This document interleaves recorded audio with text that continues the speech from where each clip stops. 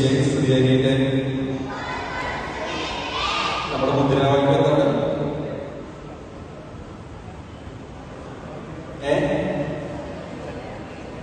ഈശോയിലാണ് പ്രത്യാശ.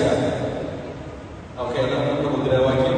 പിന്നെ ഈ വർഷം നമ്മൾ ഏറ്റവും കൂടുതൽ ശ്രദ്ധിക്കാൻ പോണത് ദിവ്യകാരുണ്യത്തിലേക്ക് നമുക്ക് എങ്ങനെ കുറെ കൂടി അടുക്കാം, കുർബാനയോട് എങ്ങനെ അടുക്കാം, കുർബാനയെ ഒരു അനുഭവമാക്കി മാറ്റാം. ഇതൊക്കെയാണ് നമ്മുടെ ഈ വർഷത്തെ പ്രധാനപ്പെട്ട ഫോക്കസ്. ഓക്കെ, കേൾക്കേണ്ട നിങ്ങൾ നല്ലതാണ്. അപ്പോ കുർബാനയോട് ഇഷ്ടമുള്ള കുട്ടികളായിട്ട്, ദിവ്യകാരുണ്യത്തിനോട് സ്നേഹമുള്ള കുട്ടികളായിട്ട് നമുക്ക് വളരണം. അപ്പൊ ശരിക്കും പറഞ്ഞു കഴിഞ്ഞാല് നിങ്ങളുടെ പ്രായത്തില് എനിക്ക് പള്ളിയിലൊക്കെ ഒരു കുർബാനയ്ക്ക് കൂടെങ്കിലും ദിവ്യകാരുണ്യം അങ്ങനെ ഭയങ്കര അനുഭവമൊന്നും ആയിരുന്നില്ല. ഇപ്പോഴും അങ്ങനെ ഭയങ്കര അനുഭവം ഞാൻ അവകാശപ്പെടുന്നില്ല. എന്നാലും കാറ്റഗിസ്റ്റിന്റെ പ്രൊമോട്ടറായിട്ട് ഞാൻ തെരഞ്ഞെടുക്കപ്പെട്ടു. അങ്ങനെ പ്രൊമോട്ടറായിട്ട് ഓരോ പള്ളികളിൽ ചെന്ന് ഞാൻ കുട്ടികളോട് ചോദിക്കും, നിങ്ങൾ എത്ര പേര് ഞായറാഴ്ച തുടങ്ങാതെ പള്ളിയിൽ വരുന്നുണ്ട്? അപ്പൊ എല്ലാ കുട്ടികളും കൈപോകും. അതേ ചോദിക്കും, ഏഴ് ദിവസത്തിൽ ഒരു ദിവസത്തിൽ പള്ളിയിൽ കുട്ടികൾ കുറച്ച് എല്ലാ ദിവസവും പള്ളിയിൽ വരുന്ന കുറച്ച് കുട്ടികൾ കൈപോകും. അങ്ങനെ ഞാൻ എല്ലാ പള്ളികളിലും ചെന്ന് കുട്ടികളോട് ചോദിക്കുമ്പോൾ എനിക്കൊരു വിഷമം, ഞാൻ എല്ലാ ദിവസവും പള്ളിയിൽ പോകില്ല. എന്നിട്ട് കുട്ടികളോട് ചോദിക്കുകയാണ്, നിങ്ങളൊക്കെ എല്ലാ ദിവസവും പള്ളിയിൽ വരുന്നുണ്ടോ എന്ന് ചോദിക്കും. അപ്പൊ അങ്ങനെ ഒരു ദിവസം ഞാൻ തീരുമാനിച്ച് ഞാൻ എല്ലാ ദിവസവും പള്ളിയിൽ പോകും. എന്നിട്ട് ഞാൻ കുട്ടികളോട് ചോദിക്കുള്ളൂ, നിങ്ങൾ പള്ളിയിൽ പോകണം. അപ്പൊ അങ്ങനെ അത് തൊട്ട് മുടങ്ങാതെ പള്ളിയിൽ വരാൻ പള്ളിയിൽ പോകുന്നു തീരുമാനമെടുത്തു. അപ്പൊ ഞാൻ വർക്ക് ചെയ്യാണ്, എല്ലാവർക്കും അറിയാം, കോളേജിൽ പഠിപ്പിക്കുകയാണ്. എല്ലാ ദിവസവും കോളേജിൽ ഒരുപാട് സംഭവങ്ങളൊക്കെ ഉണ്ടാവും. അപ്പോ മുടങ്ങാതെ പള്ളിയിൽ വന്ന് തുടങ്ങിയ ദിവസങ്ങളിലൊക്കെ ഞാൻ ചെയ്യുന്ന ഒരു കാര്യമുണ്ട്. കോളേജിലോ വീട്ടിലോ എന്തെങ്കിലും പ്രത്യേകത ഉണ്ടെങ്കിൽ അതൊക്കെ ദിവ്യകാരുണ്യ സന്നിധിയിൽ സമർപ്പിച്ചിട്ട് പോകും. ഇത് ഞങ്ങളുടെ കുട്ടികളുടെ പരീക്ഷയാണ്, ദൈവമേ അവരെ സഹായിച്ചതിനെ പ്രാർത്ഥിക്കും. അല്ലെങ്കിൽ ഞങ്ങളുടെ പഠന കോളേജിൽ വലിയൊരു ഇവന്റ് ഉണ്ട്, എല്ലാം ഭംഗിയാകണേ എന്ന് ദിവ്യകാരുണ്യ സന്നിധിയിൽ ദിവ്യകാരുണ്യദാനത്തിന് സമർപ്പിച്ചു പോകുമ്പോഴാണ് ഒരു കാര്യം എനിക്ക് തിരിച്ചറിയാൻ പറ്റിയത്. ദൈവത്തിന്റെ ശക്തമായിട്ടുള്ള ഇടപെടൽ. നമ്മൾ വിശുദ്ധ കുർബാനയുടെ സമയത്ത് ഒരു കാര്യം ദൈവത്തിന് സമർപ്പിച്ചാൽ ഉണ്ടാകും എന്നെനിക്കൊരു ഉറപ്പുണ്ട്. പിന്നെ കുർബാന കാണാതിരിക്കാൻ എന്ന് പറയുന്നത് ബുദ്ധിമുട്ടായി തുടങ്ങി. ഒരു ദിവസം കുർബാനയ്ക്ക് പോയില്ലെങ്കിൽ അന്ന് ആകെ നമുക്കൊരു വിഷമമാണ്.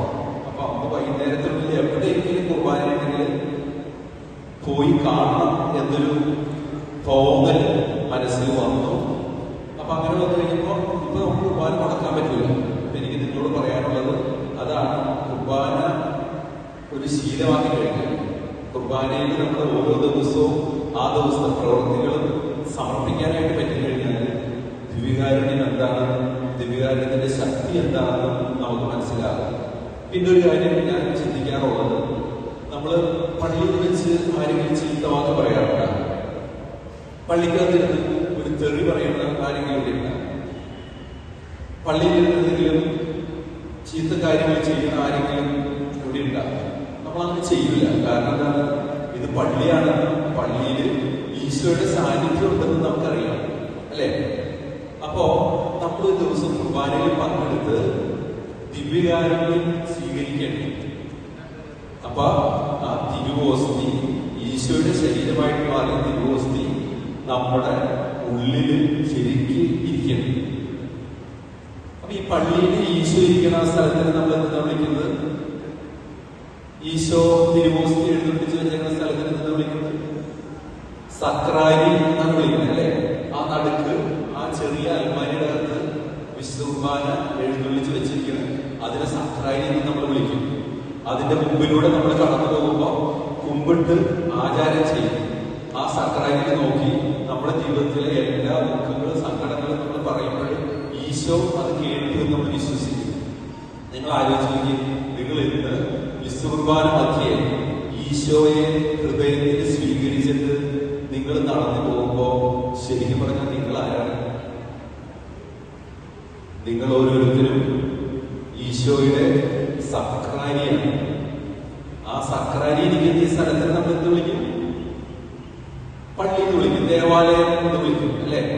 അപ്പോ നിങ്ങൾ ഈശോയുടെ ഹൃദയത്തിൽ സ്വീകരിച്ചിട്ട് നിങ്ങളുടെ വീട്ടിലേക്ക് ചെന്ന് കഴിഞ്ഞാൽ വീട് എന്തായിട്ട് മാറണം? വീടൊരു പള്ളിയായിട്ട് മാറണം. കാരണം വിശുദ്ധകുർബാന സ്വീകരിച്ച് നിങ്ങൾ ജീവിക്കുന്ന സക്രാരിയായിട്ട് വീട്ടിലിരിക്കുമ്പോ വീട് ഒരു ദേവാലയമാകും. ഈശോയെ സ്വീകരിച്ച് നിങ്ങൾ സക്രാരിയായിട്ട് നിങ്ങൾ ക്ലാസ് കൊടുത്തിരിക്കുമ്പോഴും ക്ലാസ് ഒരു ദേവാലയമായിട്ട് മാറണം.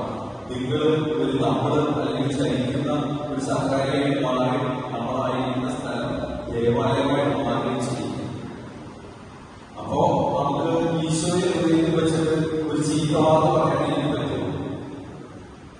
സക്രാരിയുടെ മുമ്പിൽ എന്തുമാത്രം ബഹുമാനം കൊടുക്കുന്നുണ്ടോ അതുപോലെയാണ് എന്റെ ഹൃദയത്തിൽ ഈശോ വന്നു കഴിയുമ്പോ നമ്മൾ ആ ഈശോയെ കുറിച്ച് ബോധ്യമുണ്ടെങ്കിൽ നമുക്ക് ഈശോയെ ഹൃദയത്തിൽ വെച്ചിട്ട് ഒരു ചീത്ത വാർത്ത പറയാൻ പറ്റില്ല, ഒരു ചീത്ത കാര്യം ചെയ്യാൻ പറ്റില്ല, പരീക്ഷയ്ക്ക് കോപ്പി അടിക്കാൻ പറ്റില്ല, ടീച്ചർമാരെ കുറിച്ച് കുറ്റം പറയാൻ പറ്റില്ല. അങ്ങനെ ഒരു ചീത്ത കാര്യം ചെയ്യാനായിട്ട് നമുക്ക് പറ്റില്ല. അപ്പോ ഇന്ന് വിശുദ്ധ കുർബാന സമയത്ത് നമുക്ക് ഈശോയോട് പ്രാർത്ഥിക്കാനായിട്ടുള്ള ഈ കാര്യമാണ്: ദൈവമേ, നീ ഈ വിശുദ്ധ കുർബാനയിൽ സജീവനായിട്ട് ഉണ്ടെന്നും